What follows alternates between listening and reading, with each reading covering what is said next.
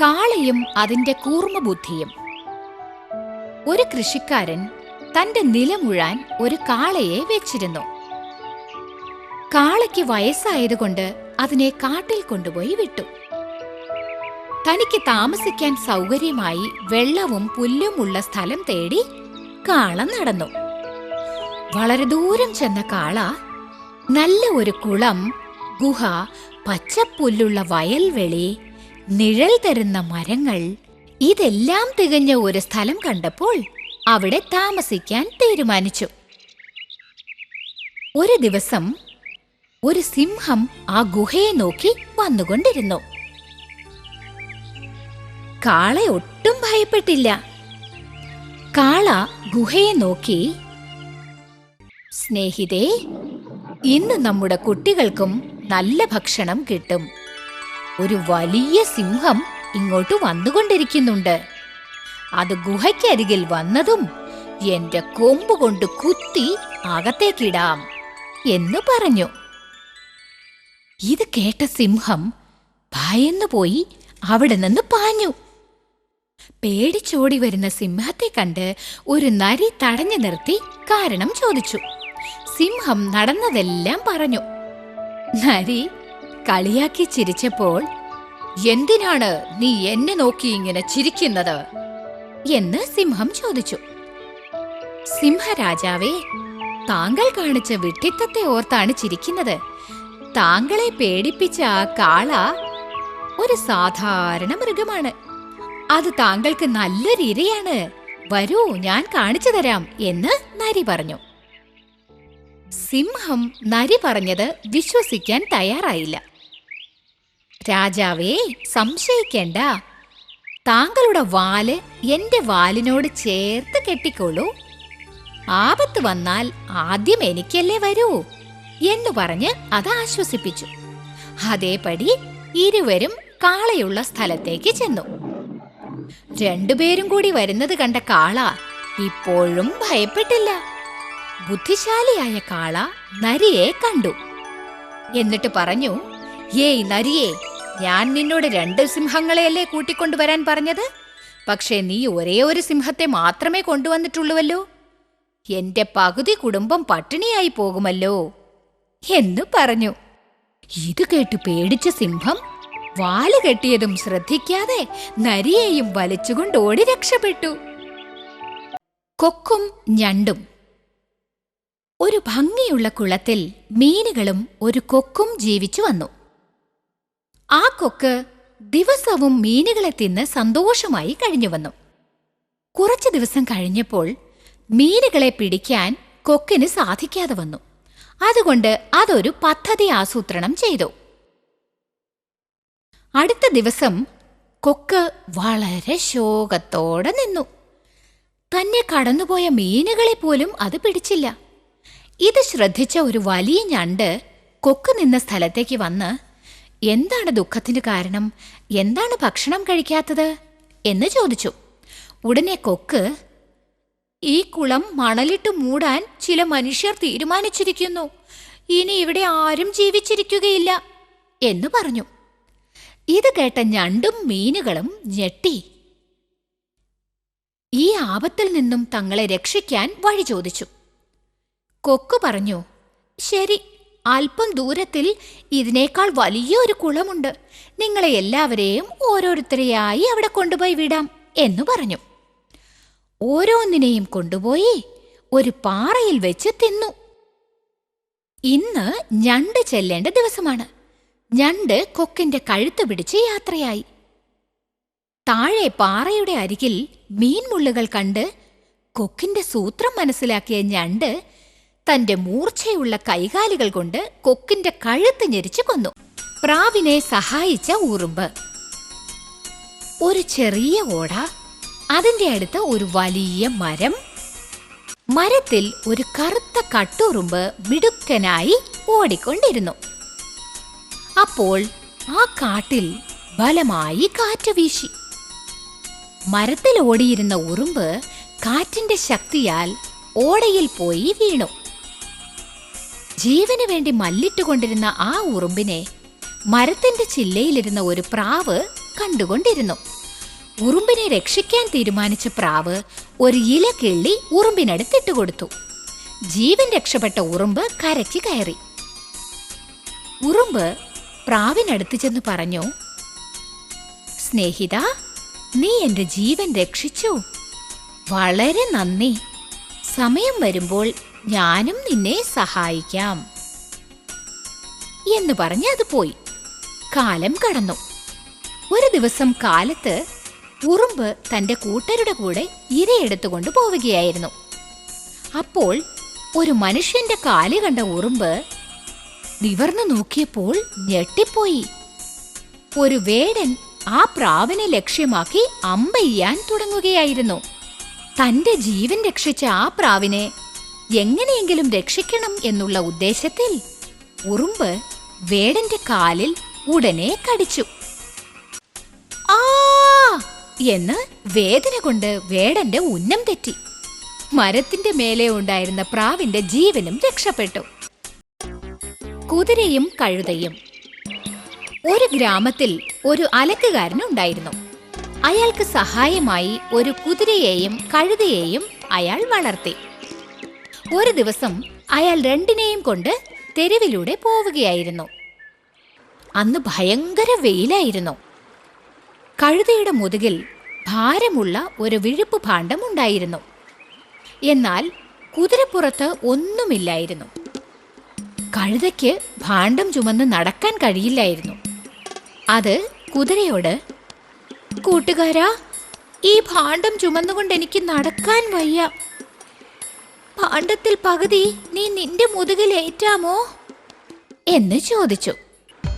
കുതിരയോ, മടയൻ കഴുതേ, ഞങ്ങൾ സവാരി കുതിരകളാണ്, ഭാണ്ഡം ചുമക്കുന്നവയല്ല എന്ന് പറഞ്ഞു. കഴുത വേറെ വഴിയില്ലാതെ ഭാണ്ഡവും പേറി വേച്ചു വേച്ചു നടന്നു.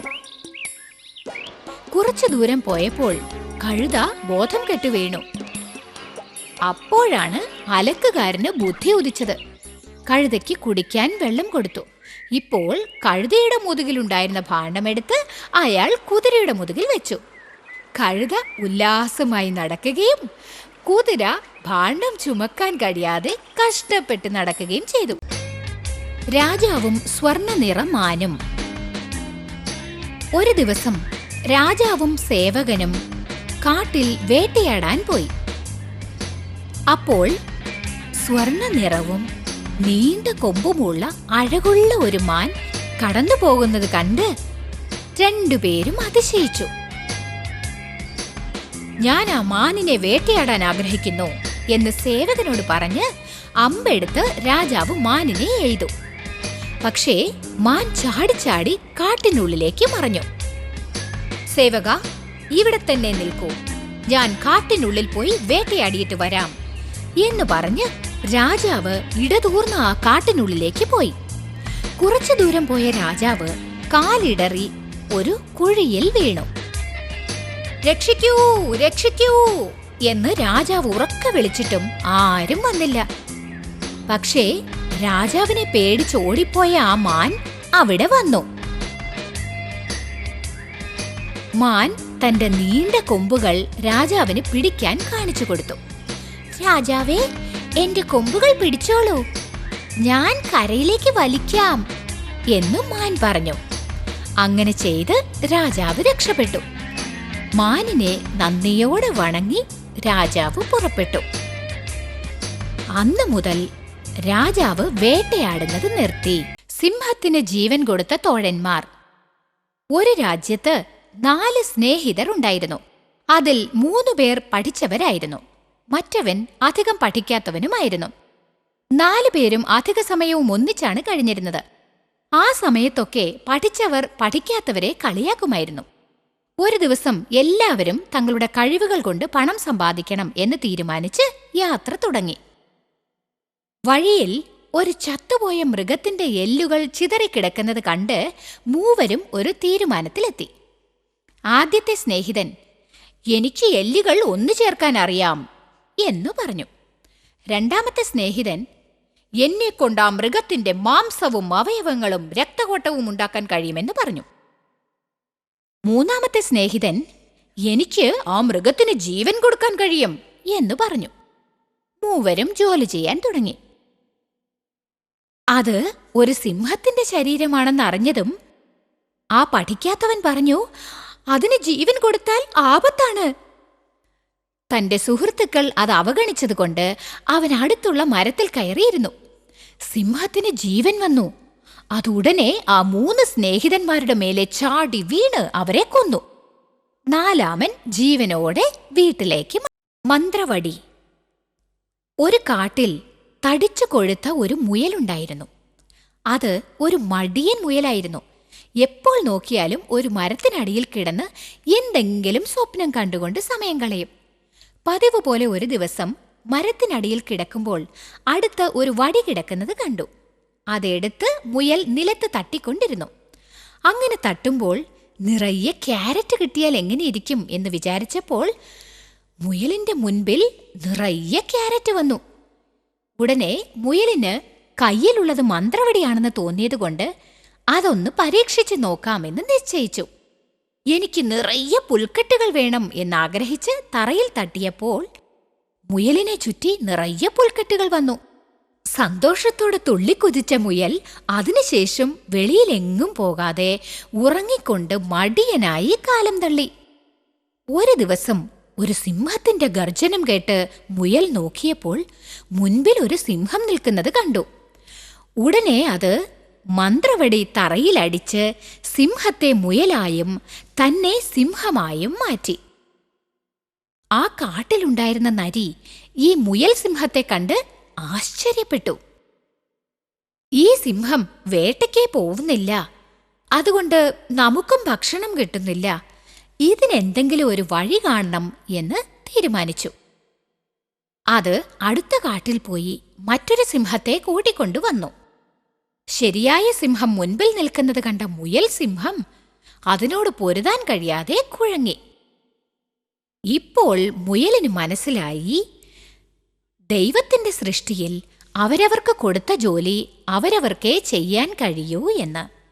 ആ മുയൽ തന്നെ വീണ്ടും മുയലാക്കി മാറ്റി. എലിപ്പെണ്ണ്. ഗംഗാനദിയുടെ കരയിൽ ഒരു മുനി ജീവിച്ചു വന്നിരുന്നു. ഒരു ദിവസം നദീതീരത്ത് പൂജ ചെയ്തുകൊണ്ടിരുന്നപ്പോൾ അദ്ദേഹത്തിന്റെ അടുത്ത് ഒരു ചെറിയ എലി വന്ന് നിന്നു. ആ എലിയിൽ കൗതുകം തോന്നിയ മുനി അതിനെ ഒരു പെൺകുട്ടിയാക്കി മാറ്റി വളർത്താൻ വീട്ടിലേക്ക് കൊണ്ടുപോയി. ഈ കുട്ടി ഇനി നമ്മുടെ കുട്ടിയാണ്, ഇവളെ സ്നേഹത്തോടെ വളർത്തണം എന്ന് മുനി തീരുമാനിച്ചു. വർഷങ്ങൾ കടന്നുപോയി. ആ കുട്ടി അതിസുന്ദരിയായ ഒരു പെണ്ണായി വളർന്നു. അവളുടെ വിവാഹം നടത്താൻ മുനി തീരുമാനിച്ചു. തന്റെ മകളെ വിവാഹം കഴിക്കുന്നത് തികച്ചും യോഗ്യനായ ആളായിരിക്കണമെന്ന് കരുതിയ മുനി സൂര്യനെ വരനാക്കാൻ തീരുമാനിച്ചു. സൂര്യനെ മുനി ക്ഷണിച്ചു. സൂര്യൻ വന്നു. എന്നാൽ മകൾ പറഞ്ഞു, വേണ്ട അച്ഛാ, വേണ്ട, സൂര്യന് ഭയങ്കര ചൂടായിരിക്കും എന്ന് പറഞ്ഞു. ഉടനെ സൂര്യൻ പറഞ്ഞു, നിങ്ങളുടെ മകൾക്ക് കുളിരുള്ള മേഘമാണ് യോഗ്യൻ എന്ന് പറഞ്ഞു. ഉടനെ മുനി മേഘത്തെ ക്ഷണിച്ചു. വേണ്ട അച്ഛാ, വേണ്ട, മേഘം ഒരിടത്ത് നിൽക്കാതെ ഓടിക്കൊണ്ടേയിരിക്കും എന്ന് മകൾ പറഞ്ഞു. മേഘം പറഞ്ഞു, അങ്ങനെയെങ്കിൽ ഒരേ സ്ഥലത്ത് ഉറച്ചു നിൽക്കുന്ന മലയാണ് നല്ലത് എന്ന്. മുനി അടുത്തതായി ഉറച്ച ശക്തിയുള്ള മലയെ ക്ഷണിച്ചു. മല വളരെ കഠിനമാണ്, വേണ്ട എന്ന് മകൾ പറഞ്ഞു. അതിന് മേഘം പറഞ്ഞു, കഠിനമായ എന്നെ പോലും തുളയ്ക്കുന്ന എലിയാണ് യോഗ്യനായ വരൻ എന്ന്. മുനി എലിയെ ക്ഷണിച്ചു. ഉടനെ മുനിയുടെ മകൾ സന്തോഷത്താൽ തുള്ളിച്ചാടി കല്യാണത്തിന് സമ്മതിച്ചു. ഇപ്പോൾ മുനിക്ക് മനസ്സിലായി. ഉടനെ മകളെ വീണ്ടും എലിയാക്കി മാറ്റി രണ്ടുപേരുടെയും വിവാഹവും നടത്തിക്കൊടുത്തു. പ്രാവിൻ കൂട്ടം. ഒരു പ്രാവിൻ കൂട്ടം വയലിന്റെ അരികിൽ ഉണങ്ങാനിട്ടിരുന്ന ധാന്യങ്ങൾ തിന്ന് വിശപ്പടക്കി വന്നു. ഇത് ദിവസവും കണ്ട ഒരു വേടൻ ആ പ്രാവുകളെ പിടിക്കുവാൻ പദ്ധതിയിട്ടു. അടുത്ത ദിവസവും പ്രാവുകൾ വന്നു. അവ സന്തോഷത്തോടെ ധാന്യങ്ങൾ കൊത്തിക്കൊണ്ടിരുന്നപ്പോൾ ഒരു വലിയ വല അവയുടെ മേലെ വന്നു വീണു. എല്ലാ പ്രാവുകളും വലയിൽ കുടുങ്ങി. അയ്യോ, നമ്മളെല്ലാം കുടുങ്ങിയല്ലോ, എന്ത് ചെയ്യും എന്ന് ഒരു പ്രാവ് ചോദിച്ചു. എന്നാൽ അതിന് പ്രാവുകളുടെ രാജാവ് പറഞ്ഞു, ഇപ്പോഴാണ് നമ്മുടെ ഐകമത്യത്തിന്റെ മഹാബലം ഉപയോഗിക്കേണ്ടത്. നമ്മൾ എല്ലാവരും ഒന്നായി ഒരേ നേരത്തിൽ ശക്തിയായി ചിറകടിച്ച് വലയോടുകൂടി പറക്കാം.